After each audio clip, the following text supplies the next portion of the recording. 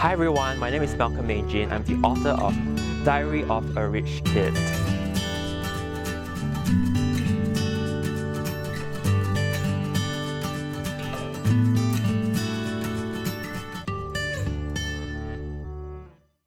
I started writing since I was 6 years old, and when I was very young, I already knew that I love writing, and writing is my passion. So when I was young, I started writing stories. I would write it on a piece of paper, then I would compile them and make it a book. So I wrote a lot of stories when I was very young. I wrote fictional stories. I wrote poems.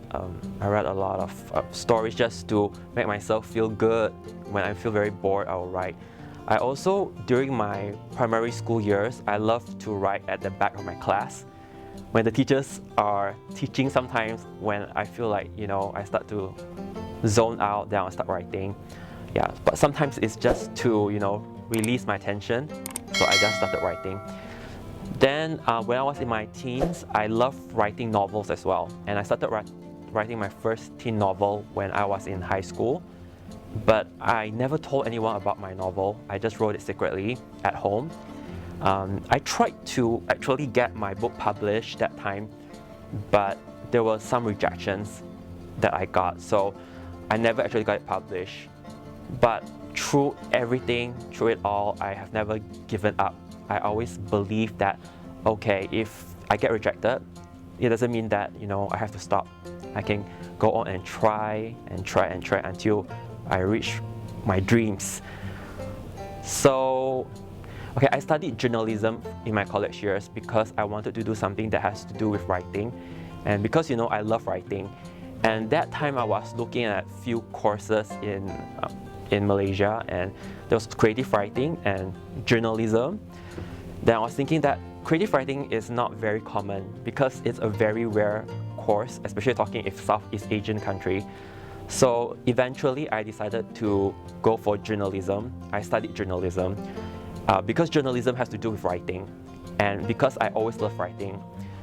But journalism is a kind of writing that is much different than creative writing, because creative writing, when you write, you are trying to express yourself and your creativity, whereas with journalism, sometimes you have to write it in a way that is factual and it's like investigative reporting and everything, so it's much different than creative writing. But eventually I decided to go for journalism, and because I love writing, that's the main thing. If you love writing, it doesn't matter if it's creative writing or journalism. So I studied journalism at Tar College in KL. I finished up to my degree, and I always believed that even during that time when I was doing journalism, I realized that there was a deep passion in me that always wanted to do creative writing. And during my college years, I remember in class there was a class called creative writing, and I really love creative writing. So every time during there's a session of creative writing, I was always looking forward to creative writing during my journalism course years. So I was very excited. So when my lecturer was talking about creative writing, I'll be very full of joy, sparking with joy and everything, because it's a passionate, creative writing is a passionate thing for me because I love creative writing. But journalism is also like, the thing about writing is that I love writing. It doesn't matter if it's creative, if it's factual, because I just love the way words are being produced. I love the language, the syntax, the way, like idiomatic phrases. I love to study each word, and I find that words are very empowering, even though it's just a word. And I fell in love with words. And the funny thing is that sometimes when I do go through dictionaries, and I love to go through dictionaries and look for meaning of words and study, like especially weird sounding words or meaning words that are, I just love to read dictionaries, like as though I'm reading a novel. So I'm passionate about words. I love words because I feel like words carry a lot of weight to them. You can be, you can have a romantic tone, you can have a serious tone, you can have a tone of horror, you can have different tones. So words can express how you feel, and I just fall in love with words. I just love words. So that time when I was doing creative writing, I also, in college years, I also wrote a novel that time.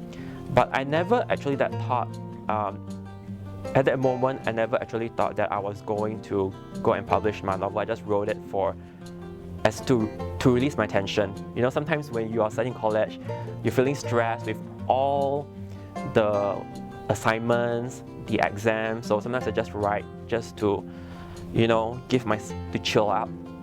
Okay, so hobby-wise, I really love to watch movies with my friends. I think watching movies is really fun, and I love going out with my friends, like especially hanging out at cafes.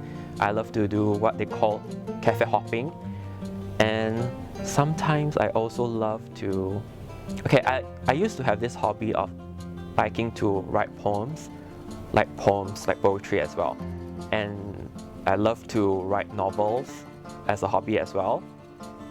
And I also love to, I don't know, eat ice cream. So I believe that during that time when I was in college, when I was doing my journalism course, I realized that when I graduated, I was working as an editor and a copywriter, and also an English teacher for a moment of time. And I realized that during whatever things that I've done in my career, I realized that I've always loved writing, no matter what. So whenever I mingle with people, they'll look at me and they say that whenever I talk about writing, my eyes would light up, like there's a spark, like a spark of joy. So I didn't even realize that I have a spark in my eyes. So they say that, oh, whenever we talk about writing or we ask you to do writing, we can see that your eyes will light up. So that was a very personal indication that writing is something that I should be thinking about seriously instead of just keeping it aside. So during my career, I also wrote a few novels. I wrote Zany Zombie, which was published in 2010. That was my first published books. So Zany Zombie really talks about supernatural characters like vampires, zombies, witches. And then in 2012, I published my debut novel, which is called Cool Diary. So the story was about a ghost. So it talks about the point of view of a ghost, about what he goes through in his life and how he tries to blend in with all the human beings. So it's a very interesting story, and I always love to write stories like this because it makes you think. It gives you, when you read it, you feel the suspense, you feel the thrill, and you also feel the mystery of it. So I love to keep my readers on the edge of their seats. And I was also assigned to write a book called Cinderella Charmed. It's a book about fairy tale Cinderella. So my job is to actually try to give this classic story a modern twist. So Cinderella, as you know, is a very typical story that everybody has read or have heard about. It's just about this girl who is being tortured by her stepsisters. Then she gets a wish to go to the ball, and then, you know, meets the Prince Charming and fairy tale. So in this story that I wrote, it's a twist. So the setting is set in the modern world where Cinderella, she has internet access. She likes to go shopping on eBay, and then she goes to the ball. Instead of using the pumpkin turn coach, she goes by using a roller skate made of glass. So it's very interesting. So my job is to make this story as so relevant to the modern world, to give it a very nice twist, what we call a modern twist. So I have a privilege of writing that story, and that was the last novel that I wrote. Then I took a hiatus I took a short break from writing for quite a number of years. Then suddenly one day I got a sort of like a thumping in my mind, like some thumb, like you feel like a thumb. It said, Malcolm, if you don't do it now, when are you going to do it? So actually I heard about this mantra from somewhere. I don't recall where is it, but someone told me that if you never do it right now, then when are you going to do it? You have only one shot in your life, only one chance.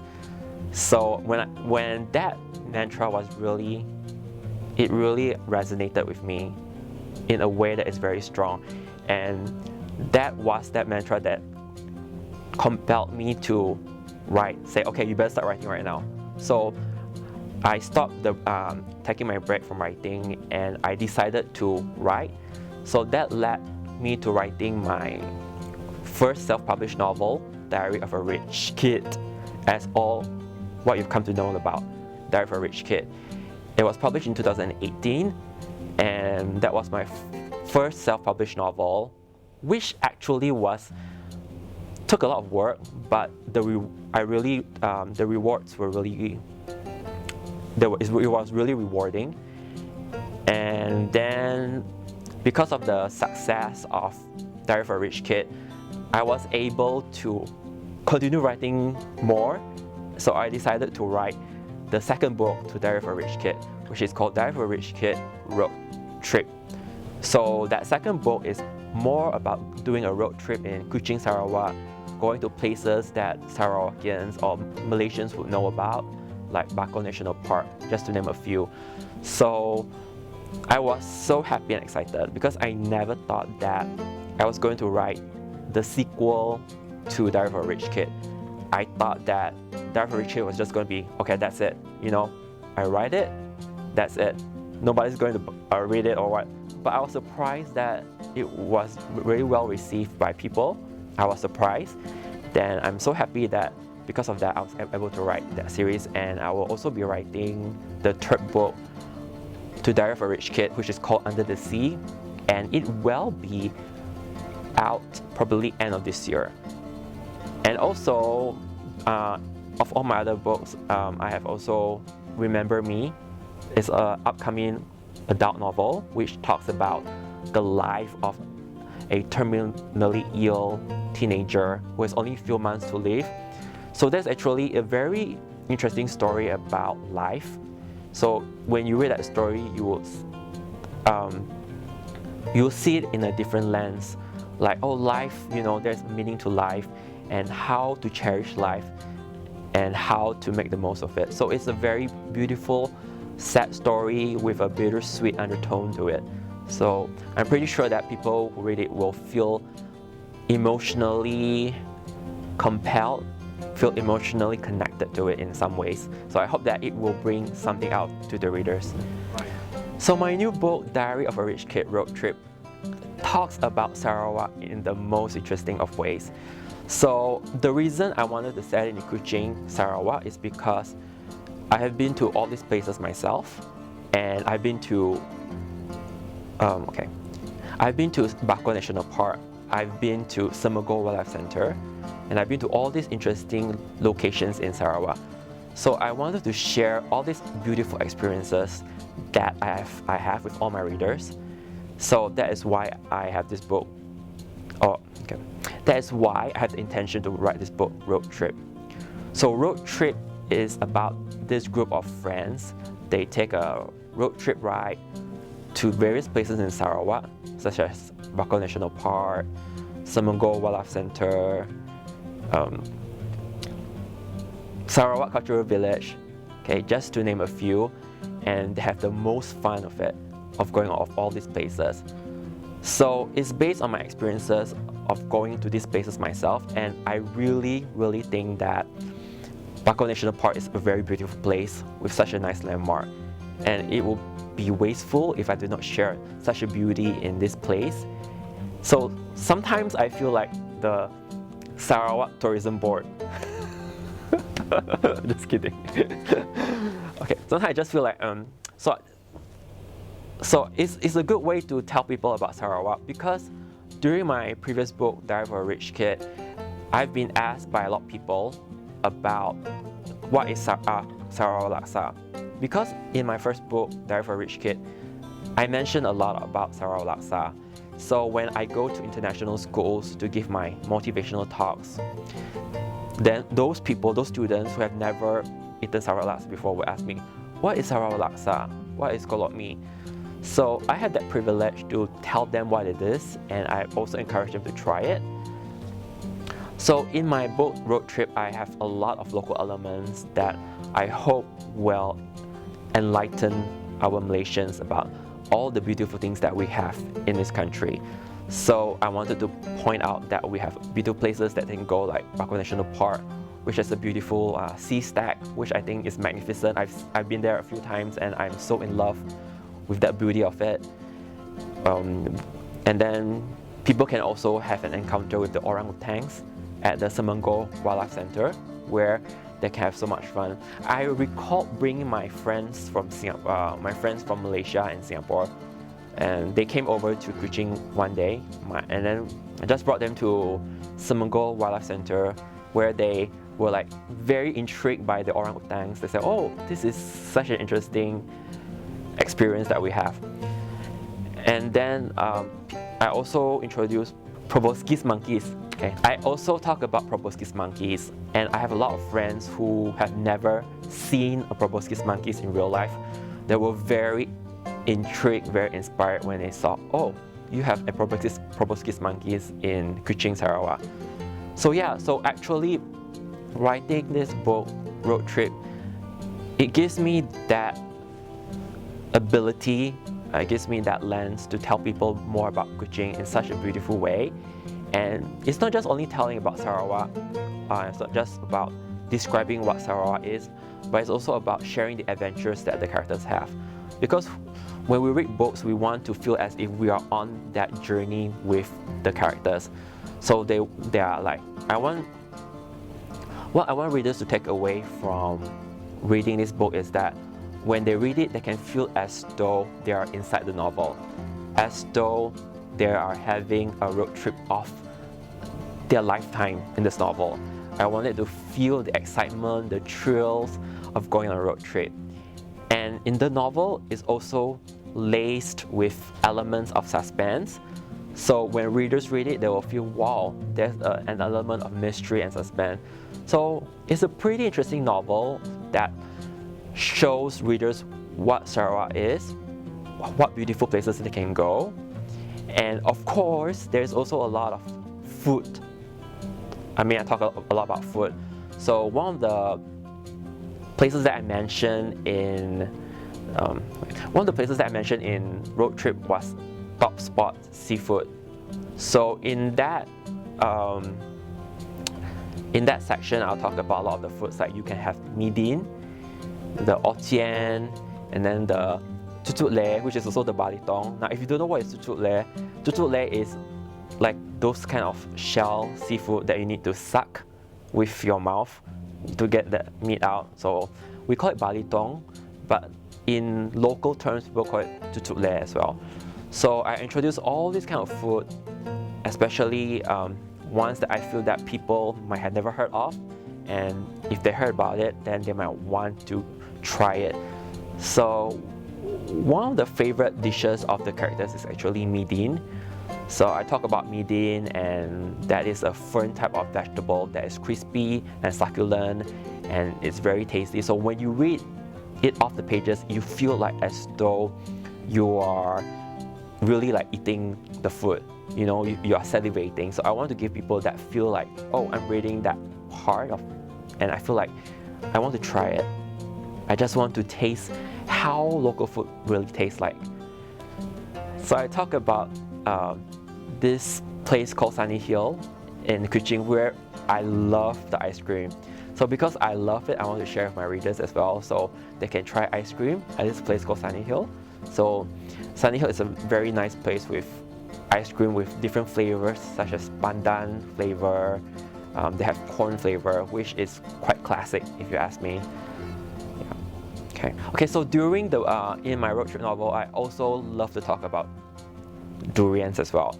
So they stop by on the roadside. So you know when you go on a road trip with your friends, do you ever have that kind of wonderful feeling that you want to stop by the roadside and just, just have that raw sense of abandon when you're eating durians at the roadside?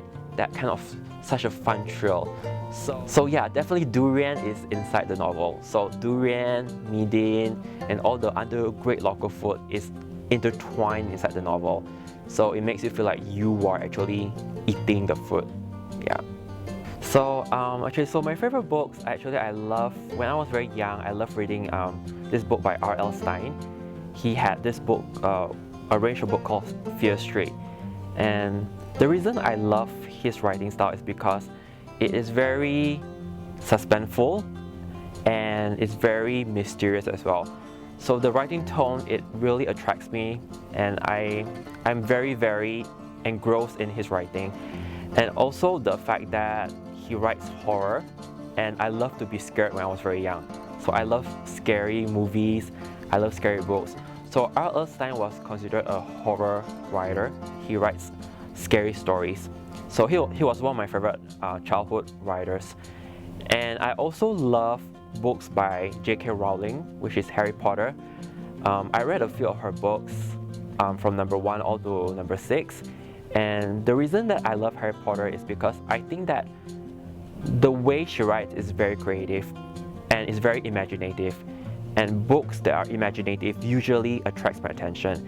And the way she talks about Quidditch, the football, and all these wonderful, new, interesting jargons that she used in her novel, it is very, very interesting and very entertaining. So when I read her novel, it feels like as though I'm swept into her world. So yeah, she is a very good imaginative writer and using all these colorful words that really attract. So she's one of my favorite writers because she's able to create a world that is totally out of this world. And I'm very inspired by her work, by her creativity, by her imagination. So I think that Harry Potter is definitely one of the best series that I really, really enjoy. And I think most people will also love it too. Oh yeah, and I also love the movies as well. So chill out. Okay, so being a writer in Malaysia or in Sarawak, there is definitely a lot of challenges. Because in Malaysia, fiction writing is not a very well celebrated occupation or profession. If you talk about Western countries like US or UK, fiction is a proliferation over there. It is bountiful. A lot of people write. Like you see, almost every year, most of the movies that are made from books, they come from Western countries. So if you talk about the publishing industry in Malaysia and Western countries, there is a huge, huge contrast. So being a writer in Sarawak is or in Malaysia, in that case, is very challenging because you don't have the connections that people normally would have in Western countries. For example, like in Malaysia, most of the publishing companies in Malaysia, they focus merely on academic books. You can see a lot of academic publishing companies because the culture in Malaysia is that academic books is the future, is your future. So a lot of academic books, a lot of academic books are being published, and because science and math is given a lot of emphasis, so that is why there's a culture in Malaysia that says that this is academic is very important. Academic is very important. So fiction writing is probably just a side hobby for most people. Whereas if you talk about other countries, fiction writing is a culture. It's a phenomenal culture. I can see that people like J.K. Rowling, Harry Potter, is well celebrated. Or another book like 50 Shades of Grey, also well celebrated. So fiction and the culture of fiction in Malaysia and Western country varies very tremendously. So as a writer in Malaysia, for me to find a publisher that is keen to publish my fiction novels, it is very, very tough. It is like finding a needle in a haystack.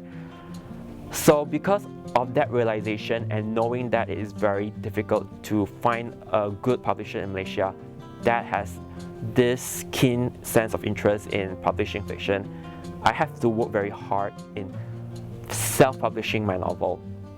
That is why I decided to self-publish, because self-publishing gives me the full creativity, the full control in everything, creativity, marketing, and the way I want to write it.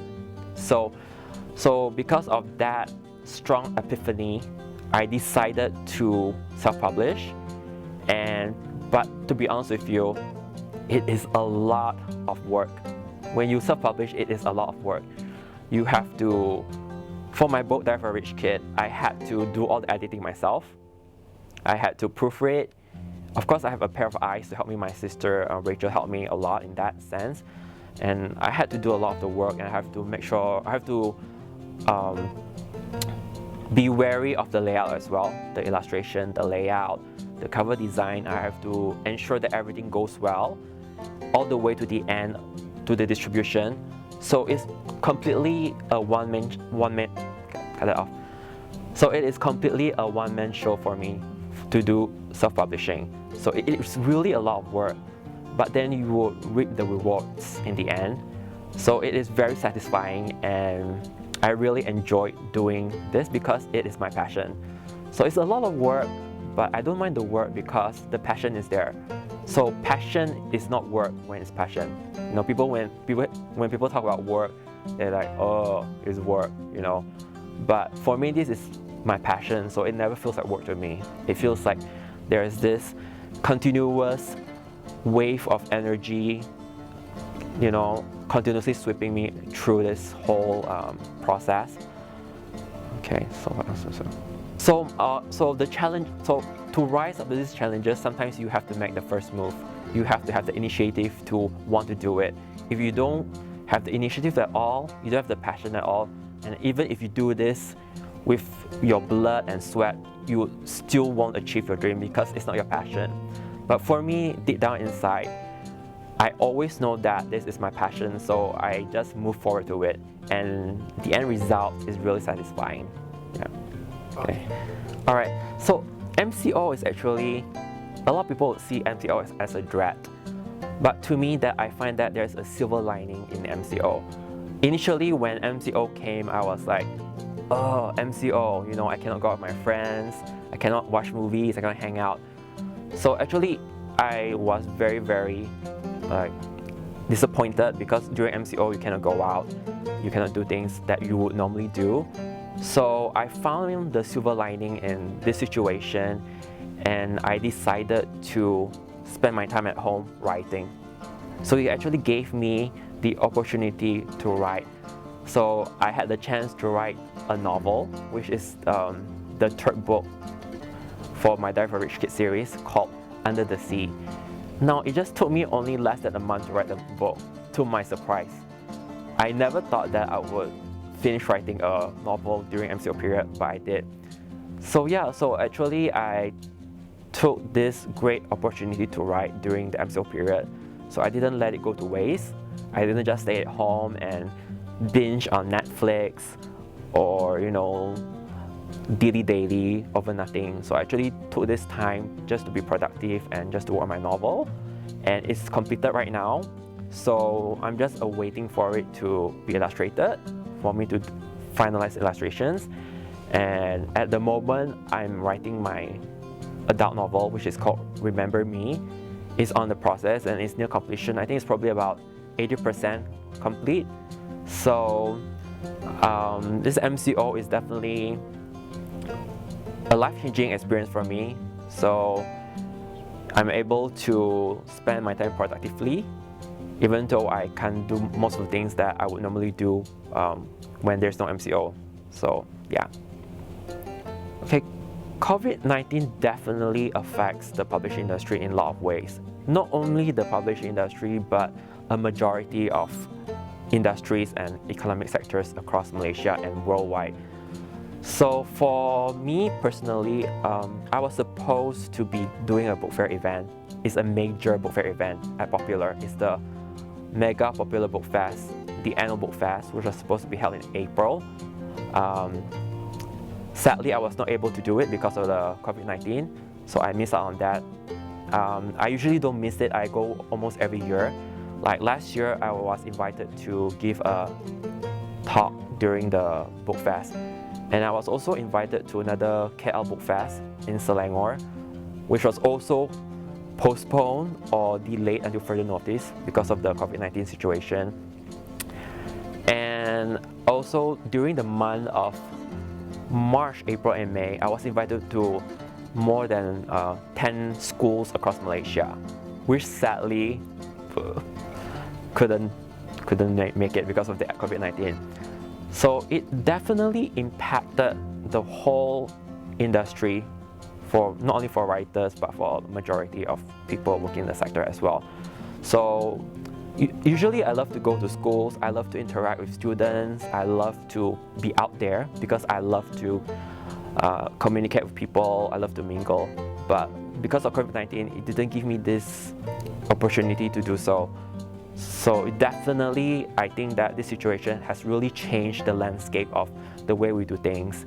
And I just hope that once this COVID-19 situation quells down, hopefully we will slowly resume our normal way of doing things. So I can go back to school, meet people, and do something fun with students. So yeah.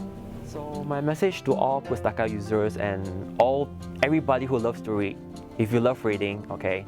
So my message is that if you love reading, just read whatever inspires you, whatever keeps your juice, whatever gives you the groove, just do it. Just like Nike, just do it.